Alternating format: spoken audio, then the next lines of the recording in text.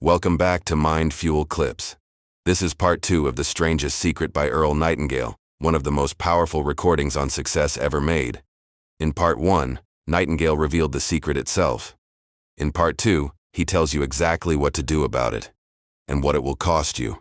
Stay until the very end. This message will change how you think forever. On side number 1 of this record, I've explained the strangest secret in the world and how it works. Now on this side, I want to explain how you can prove to yourself the enormous returns possible in your own life by putting this secret to a practical test. I want you to make a test that will last 30 days. Now it isn't going to be easy. If you'll give it a good try, it will completely change your life for the better. Back in the 17th century, Sir Isaac Newton, the English mathematician and natural philosopher, gave us some natural laws of physics which apply as much to human beings as they do to the movement of bodies in the universe. Now, one of these laws is that for every action, there is an equal and opposite reaction. Simply stated, as it applies to you and me, it means we can achieve nothing without paying the price. The results of your 30-day experiment will be in direct proportion to the effort you put forth. To be a doctor, you must pay the price of long years of difficult study. To be successful in selling, and remember that each of us succeeds to the extent of his ability to sell.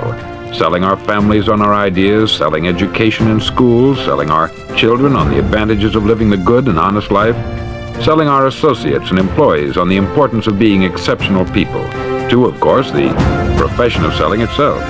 But to be successful in selling our way to the good life, we must be willing to pay the price.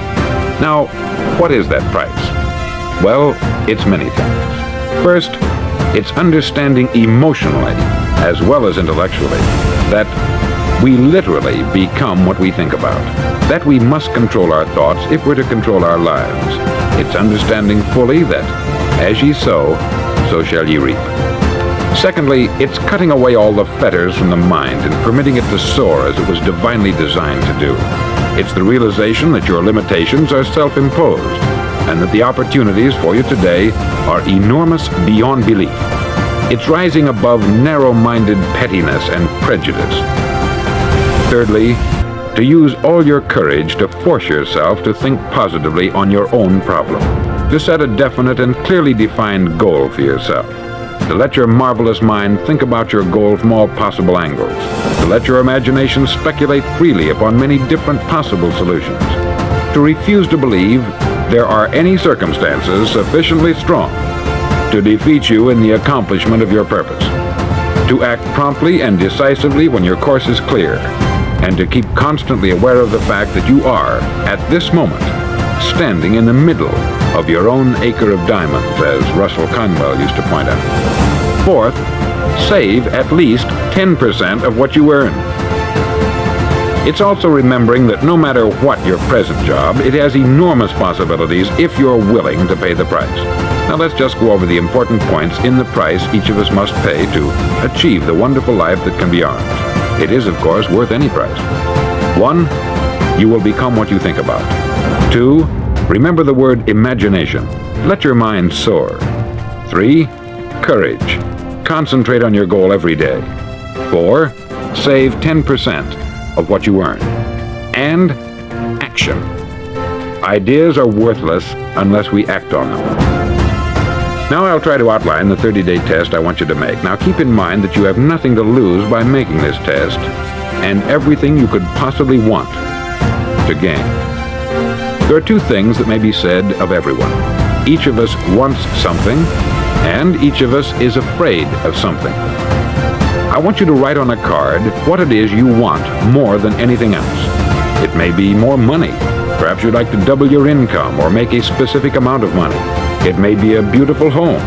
It may be success at your job. It may be a particular position in life. It could be a more harmonious family. Each of us wants something. Write down on your card specifically what it is that you want. Make sure it's a single goal and clearly defined. You needn't show it to anyone, but carry it with you so that you can look at it several times a day. Think about it in a cheerful, relaxed, positive way each morning when you get up, and immediately you have something to work for, something to get out of bed for, something to live for. Look at it every chance you get during the day and just before going to bed at night. As you look at it, remember that you must become what you think about. And since you're thinking about your goal, you realize that soon it will be yours. In fact, it's yours really the moment you write it down and begin to think about it. Look at the abundance all around you as you go about your daily business. You have as much right to this abundance as any other living creature. It's yours for the asking. Now we come to the difficult part. Difficult because it means the formation of what is probably a brand new habit. And new habits are not easily formed. Once formed, however, it will follow you for the rest of your life. Stop thinking about what it is you fear. Each time a fearful or negative thought comes into your consciousness, replace it with a mental picture of your positive and worthwhile goal. There will come times when you will feel like giving up. It's easier for a human being to think negatively than positively. That's why only 5% is successful. You must begin now to place yourself in that group. For 30 days, you must take control of your mind. It will think only about what you permit it to think. Each day for this 30-day test, do more than you have to do. In addition to maintaining a cheerful, positive outlook, give of yourself more than you've ever done before. Do this knowing that your returns in life must be in direct proportion to what you give. The moment you decide on a goal to work toward, you're immediately a successful person. You're then in that rare and successful category of people who know where they're going. Out of every 100 people, you belong to the top 5. Don't concern yourself too much with how you're going to achieve your goal. Leave that completely to a power greater than yourself. All you have to do is know where you're going. The answers will come to you of their own accord. Remember these words from the Sermon on the Mount, and remember them well. Keep them constantly before you this month of your test. Ask, and it shall be given you. Seek, and ye shall find. Knock, and it shall be opened unto you. For every one that asketh receiveth, and he that seeketh findeth, and to him that knocketh it shall be opened. It's as marvelous and as simple as that. In fact, it's so simple that in our seemingly complicated world it's difficult for an adult to understand that all he needs is a purpose and faith.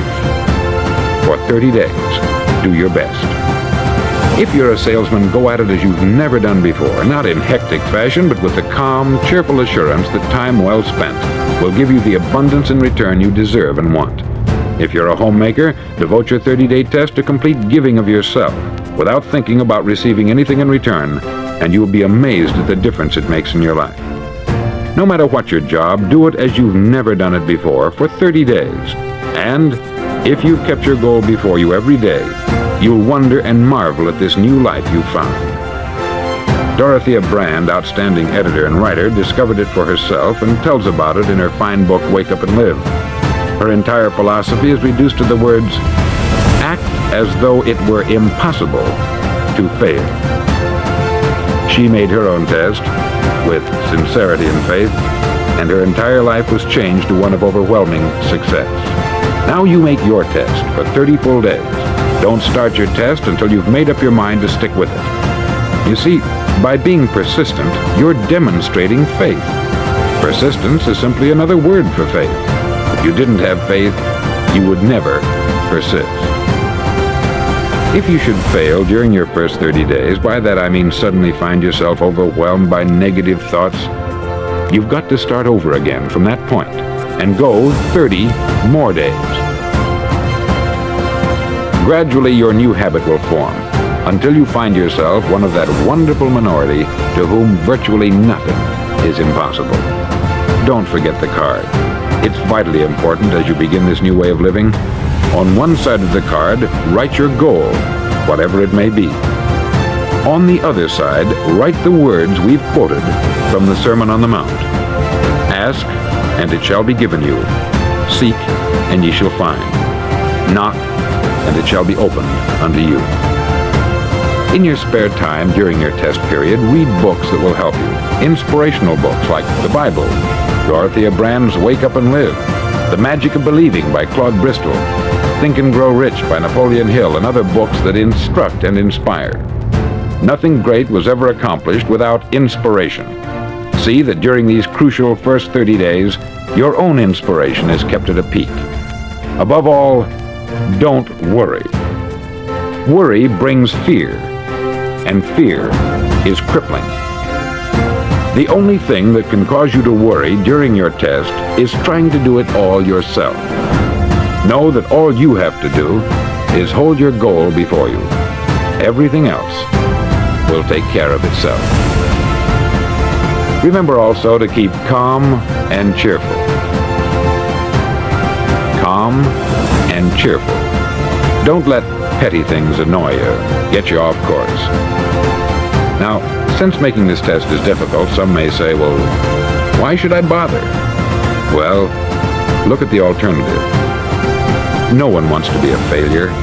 No one really wants to be a mediocre individual. No one wants a life constantly filled with worry, fear, and frustration. Therefore, remember that you must reap that which you sow. If you sow negative thoughts, your life will be filled with negative things. If you sow positive thoughts, your life will be cheerful, successful, and positive. Now, gradually, you'll have a tendency to forget what you've heard on this record. Play it often. Keep reminding yourself of what you must do to form this new habit. Gather your whole family about and listen to what's been said here at regular intervals. You know, most men will tell you that they want to make money without understanding the law. The only people who make money work in the mint. The rest of us must earn money. This is what causes those who keep looking for something for nothing or a free ride to fail in life. The only way to earn money is by providing people with services or products which are needed and useful. We exchange our product or service for the other man's money. Therefore, the law is that our financial return will be in direct proportion to our service. Success is not the result of making money. Making money is the result of success. And success is in direct proportion to our service. Most people have this law backwards. They believe that you're successful if you earn a lot of money. The truth is that you can only earn money after you're successful. It's like the story of the man who sat in front of the stove and said to it, "Give me heat, and then I'll add the wood." How many men and women do you know, or do you suppose there are today, who take the same attitude toward life? There are millions. We've got to put the fuel in before we can expect heat. Likewise, we've got to be of service first before we can expect money. Don't concern yourself with the money. Be of service. Build, work, dream, create. Do this, and you'll find there's no limit to the prosperity and abundance that will come to you. Prosperity is founded upon a law of mutual exchange. Any person who contributes to prosperity must prosper in turn himself. Sometimes the return will not come from those you serve, but it must come to you from someplace, for that is the law. For every action, there is an equal and opposite reaction. As you go daily through your 30-day test period, remember that your success will always be measured by the quality and quantity of service you render, and money is a yardstick for measuring this service. No man can get rich himself unless he enriches others. There are no exceptions to a law. You can drive down any street in America and from your car estimate the service that's being rendered by the people living on that street.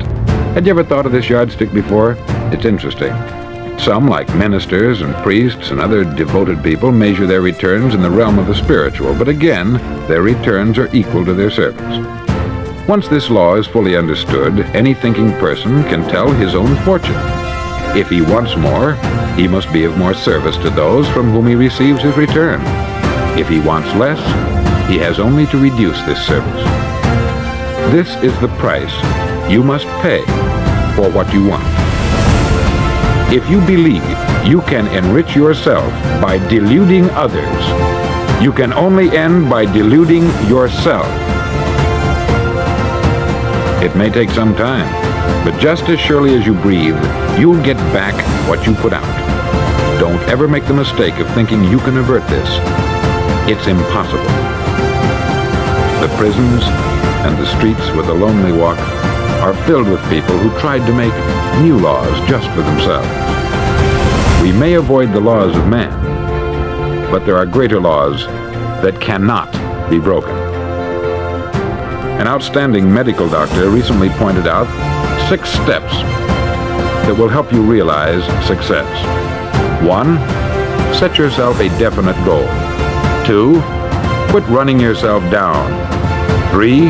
Stop thinking of all the reasons why you cannot be successful, and instead, think of all the reasons why you can. 4. Trace your attitudes back through your childhood and try to discover where you first got the idea you couldn't be a success, if that's the way you've been thinking. 5. Change the image you have of yourself by writing out a description of the person you would like to be. And 6. Act the part of the successful person you have decided to become. The doctor who wrote those words is a noted West Coast psychiatrist, David Harold Fink, M.D. Do what all the experts since the dawn of recorded history have told you you must do. Pay the price by becoming the person you want to become. It's not nearly as difficult as living unsuccessfully. Make your 30-day test. Then repeat it. Then repeat it again. Each time it will become more a part of you until you'll wonder how you could ever have lived any other way.